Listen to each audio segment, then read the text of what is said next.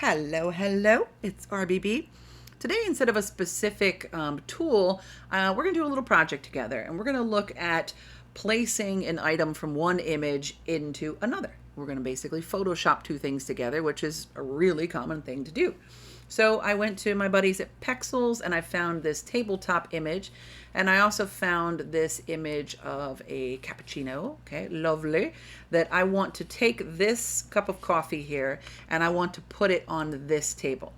Now, a couple things that I have to do in like previs in my homework is make sure that they're not ridiculously disparate in size. So this is my background item. This is like really one of the most important. It's the base, and I can see how large this is. Now, this was like a 7K image. So I went up to my to image, to canvas size, and I shrunk this down to be smaller. So now it's still pretty big. It's still 3K. It's 3000 by 2250, but that's okay because it's our background. It's our hero image. It's pretty important. I want to make sure that this cappuccino is not like 8K or something crazy, because it's just going to be an element in this picture. So again, this one was gigantic and I shrunk it down a bit. And now I believe it's around 2K. Let's see. Yeah, this one's, around 2K. It's 2000 by 1333. So it's smaller than our main guy here, and it's reasonable. The next thing I want to look at is if I'm placing this item onto here, a couple things I want to consider when I'm looking for things that I want to place on the table is I want them to be at least relatively similar in perspective. So this table is receding at a sharper angle than this one is, but it's not terribly off. If we were taking a picture of this coffee from the top, we wouldn't be able to change it. We wouldn't be able to change the perspective because we wouldn't have the pixels. We wouldn't see the cup. That's like saying I want to see the underside of this table. I'm at the wrong angle. I can't see it. So here I have enough to work with that I can tweak that angle a little bit. Also, it's not outrageously different in its coloring from the target picture to its destination. Now, ideally, you'd take your own picture. Ideally, you'd go find a tabletop and you'd go get a cup of coffee and you would get your own pictures and you would take them from proper lighting and proper angles. But if you don't have that, or you don't have time or whatever, you're given images from a client or something, you want to work as close as you can. It just saves you some time. If this was an outrageously different color and setting of light, we'd have to do more tweaking in our final, basically cutting and pasting. So let's select this cappuccino thing right here. Okay, so I'm going to use my object selection tool. Now I've done some other tests with this earlier to save time. I tried like the quick selection tool, and the quick selection tool, just to show you, gives me a brush, and when I sort of draw over it, Photoshop is going to guess what I want. So it didn't get the coffee. That's okay. I can keep drawing up here, but I'm missing kind of the edge of the cup. I've got the hole. It's not doing a very good job for me. So I'm going to say Control or Command D to deselect, and I'm going to go back to the one I know that works, which is the object selection tool. Now I'm going to left click, marquee, drag, select over this. Photoshop's going to do a fantastic job of selecting this object for me. So I can look around and see, doesn't look like I cut off any weird edges. I don't have things that I don't want. Now, as we get more advanced, I'm not going to probably cover it today because I don't want this to go forever, but as we get more advanced, I want to pay attention to the edges. And right now this has nothing selected and then 100% of the cup selected. And that edge is very CG. Nothing in the real world goes from 0 to 100 in 1 pixel. This is a ceramic cup that is curving away from us, and we just can't see it on the other side, right? There's more of this saucer than we can see. It doesn't just cut off in 100%. So one of the things you can do, and you can play with this and try it later, is if you go to select menu at the top and go to modify, you can do things like, smooth it or make it larger or make it smaller, or my favorite, which is feather. And that's just going to soften the pixels a little bit. So at 2000 pixels, blurring 5 pixels is not going to make a huge difference. But if I were to blur 100 pixels, it would make the edges of this very fuzzy. So instead of going from 0 to 100, it would be like 0, 20, 40, 60, 80, and it would fade into that cup and look a little weird, okay? So I'm going to blur that with, feather it just a little bit. That's probably barely going to even make any visible difference. So I'm going to copy and paste this to my other work. I'm going to Control or Command C to copy. I'm going to come over here to my table and Control and Command V to paste. Ah, it's floating. Now you can see the sort of softness around it. That's from the feathering. And if I don't like it, it's no big deal. I can change it at this point and go back and work on it again. Or I can just not have any kind of feathering. So maybe I don't like that little sort of halo of feathering around it. I don't like that. Let's go ahead and throw this one away. No big deal. Let's go back to this guy right here. I'm going to deselect. Okay, so I've not made any changes. There are more logical, really, ways to do this, but I'm just going step by step. So if you're following, you can see what I'm doing. So I'm reselecting this, and this time I'm not going to feather it at all. I'm just going to Control Copy. So Control C. And then Control V and paste it. Now that image is not as blurry. It's not as fuzzy, okay? So let's put that in its place. Get down here on the table. Now, of course, you want to think about your composition, okay, and think about logical placement. That doesn't make any sense, okay? It'd be falling off the table. We want to watch, we don't have tangents, things like this where it's touching the exact top of the cup or the top of the handle. So, place this somewhere in here that's aesthetically interesting, okay, and compositionally sort of correct. That's not too bad. All right, so there we go. We've cut and paste one object into another. Now we get into a little bit more advanced. This is great. It's sitting in the right place. It's roughly probably the right size, but your eye is probably like, that's not quite right. The perspective is off. So that's when we're going to get into our transformations, which we've done in other videos. But I'm going to go up to Edit and to Transform. And I think I'm going to use my buddy, let's do Distort. Remember the Distort is the one that lets me like pin to different areas, okay, and lets me distort the shape, okay. The other one is Warp, and if it was more organic, I would probably use Warp. But I'm just going to squish this a little bit, which is going to give the impression that it's at a sharper perspective. And that's not terrible. We're not going to spend all day doing this, but so I'm going to say that's good. So I use Distort, and it's believable that it's sitting on this table. What's the other dead Photoshop giveaway? Well, for me, it's the lighting is wrong. So this is a very bright light, and there doesn't seem to be any shadow on the table. This cup has definite shadows from its original image. The light is coming from the side, and the shadows on this side. But to me, the biggest giveaway is that there's no contact shadow. Everything, like even the grains of wood, are going to create some sort of shadows. It's called ambient occlusion. And even if the light is super bright in this room, there's shadows, like right here where things touch. And we need to recreate that so that this doesn't look photoshopped, okay? So here's how we're going to do that.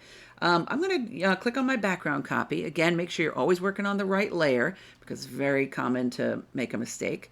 I'm going to practice what I preach, and I'm going to relabel that layer Cup so I don't forget. And my background layer here, I am going to make some changes to this, which is destructive, but it's okay because I have a copy if I mess it up.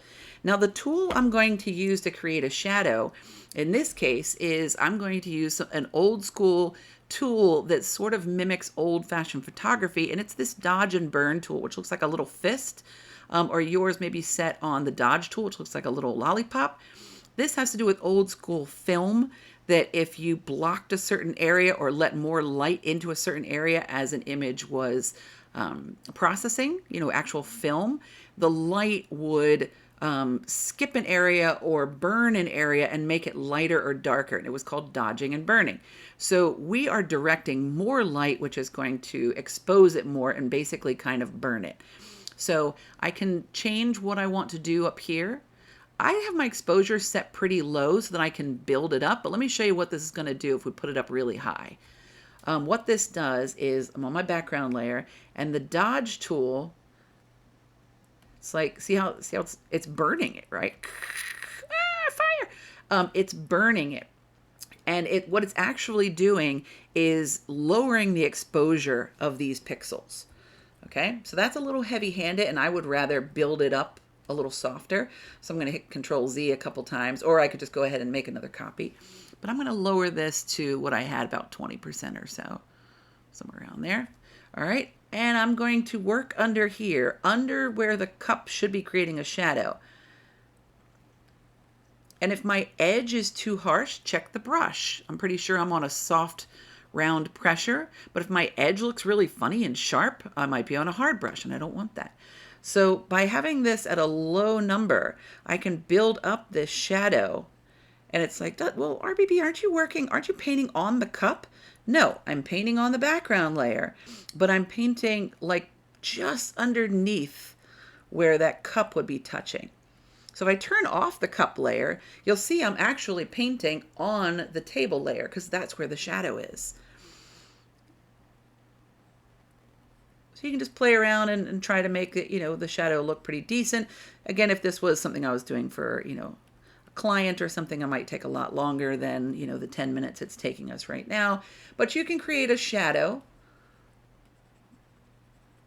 all right, to make this look a little bit more realistic. And you can always Control Z to undo, or you can, it doesn't work as well to say, well, let me just go to the dodge tool and put the exposure back. It doesn't really work as well that way. So that's a little heavy-handed. We're going to call that okay.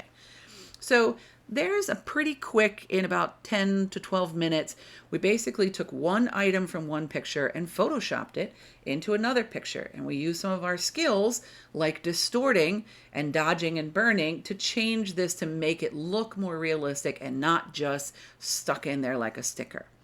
Okay, let me show you one last thing, and then, feel free to play with this and try combining things. Let's say we have something extreme, like we want to put this coffee cup into this picture. Okay, so I just had selected it and copied and pasted it. Now you can see that the perspective is wrong, the color is wrong, all kinds of things are wrong. So this one's going to take a little more work and a little more advanced. If the last demonstration was enough for you, then just call it good and you're done, okay? But if you want to see a slightly more advanced, we got to fix this. Let's do this one together. Again, just partly, okay? We have to change its size, so I'm going to do Control T and transform. Okay, and I'm going to shrink it down. Now I got to pay attention to what's in the picture. It's at an extreme angle, so some things like this salt and pepper or whatever are further away and look small. But look, here's a coffee mug. So that gives me a good sort of perspective of about how big a person's hand is. And these water carafes could be quite big or quite small. So I'm going to use this coffee cup as kind of my reference of how large my coffee needs to be. Obviously, that's too small unless it's a little demitasse cup of espresso, okay, but it looks more like a cappuccino, so that's probably a good size. Okay, and I can put it wherever I want it. I could put it over here on this side. I could put it right here. I want to make sure that it doesn't compete with other objects. So I'm going to say that that's good. Not loving that tangent there. Okay, we're going to call that good and say, okay. Now that looks terrible, right? That's really the wrong light and everything. It's actually not terrible in its perspective, but it's terrible in its light.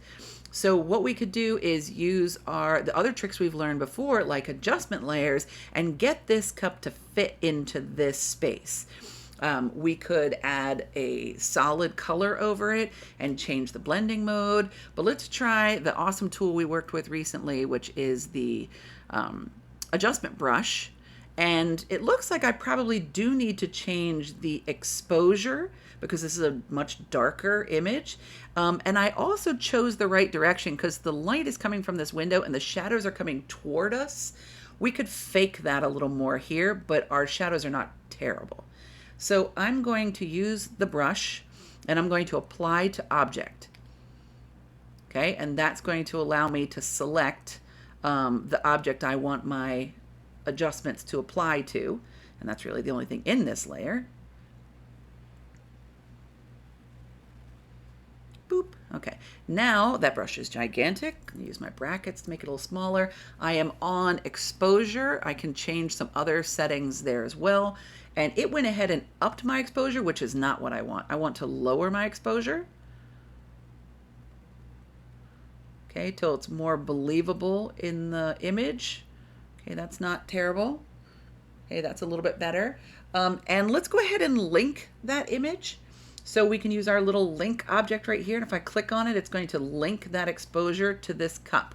Now maybe we want to do something else like the saturation. Let's do that. Let's add a new adjustment, choose hue and saturation. Again, it's going to pop up a new one. We can go ahead and link it to just the cup. And let's change the saturation a little bit and see if that makes kind of difference that's going to make. Oop, there's nothing there. I need to apply to object. Boop. What object? Oh, you crazy. This object.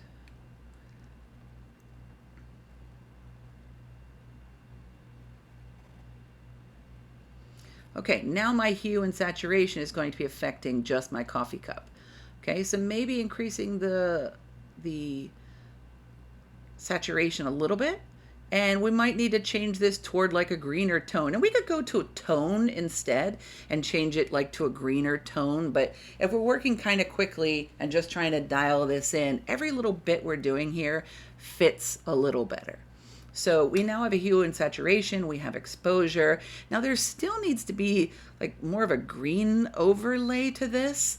So we could do plenty of different things. We could try different like colors and overlays and things like that. Let's try this. Let's try this solid color. Not entirely sure that's how that's going to work. So that's a great color because, here you go, I'm going to cancel this and show you why I would pick that color. What I would do is I would find what is the overall color of this. The top part of this is very orange and warm, and the bottom part of this is cooler and green. So I'm going to take my eyedropper tool and I'm going to pick a color that sort of ties it all together, like maybe this sort of sagey green, like right there. Okay. Oop, you know what? You got to make sure you're on the right layer. Okay. I saw that it was picking black and I'm like, wait, what? Okay, so now I've picked this sort of sagey green color. So now we can come back to, let's add a solid color on top. All right. And thank you. Solid color right there. Now that is filling in the whole layer. I'm going to slide this up to the top here and I'm going to have it link to the layer below it. So I'm going to hold Alt and click right there to link to the layer below it. See? Now that's crazy looking. Well, why don't we change the blending mode and see what we can do? And this might not look good. Ooh, that's pretty cool. All right. Darken, multiply. We're just going to scroll through and see if one kind of looks good. Oh, that's not too bad. Overlay, soft light. These are a little heavy-handed. Then we get into these goofy ones. So overlay is pretty good. Let's do overlay.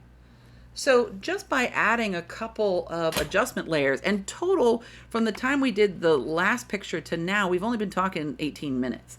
So we would take longer if we were actually working, you know, for a client or something. But we have made this image fit into this picture pretty well in like about 6 minutes. Now I would do some other things, like I would definitely burn underneath here. You can even paint underneath there. Now shadows are not black. I would want to pick the shadow color, pick here and see. Now of course that went right to black, but generally shadows are not black. They're dark, whatever the color is, so dark green. But let's do the same thing we did with the other one. I'm going to come down here to the background layer and I'm going to burn right here to get this shadow.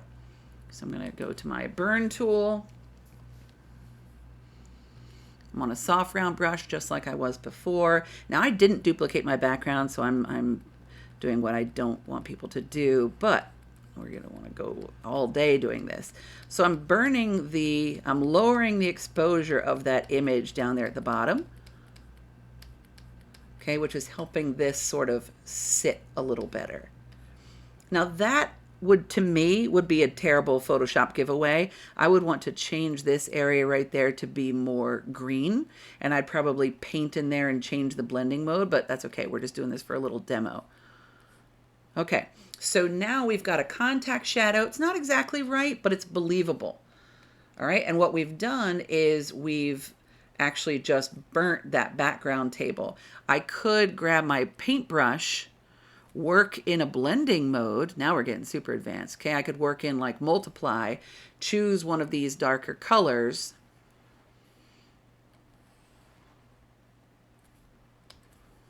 Okay, choose one of my shadow colors. Okay, dark ground pressure size.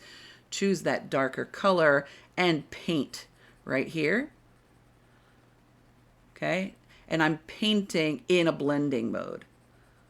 So I'm not just painting on it, I'm painting in a blending mode. Let's put our cup back and see what's happening. Okay, yeah, so now, whoops. Yeah, there we go. See what we're doing? We're not just painting, we're painting with like the blending mode that's changing the underneath there. All right. So there you go. Like, we haven't taken a really long time. It's 20 minutes to do both of these images. You would certainly take longer if you're being paid the big bucks to do this. But we've taken an image such as this and we've put it into an image like this. We put it into an image like this and looked at a variety of tools. So when you are Photoshopping, try to avoid those dead Photoshop giveaways and don't be afraid to use a variety of tools, blending modes, tools, paintbrushes, adjustment layers, linking things, all of that type of stuff to make it more believable. All right, I hope that helped and that was fun. Yeah, that's great. If there's something else you guys would like to learn or try out, let me know. Be sure to subscribe and like and all that good stuff, and I will see you guys next time. Be well.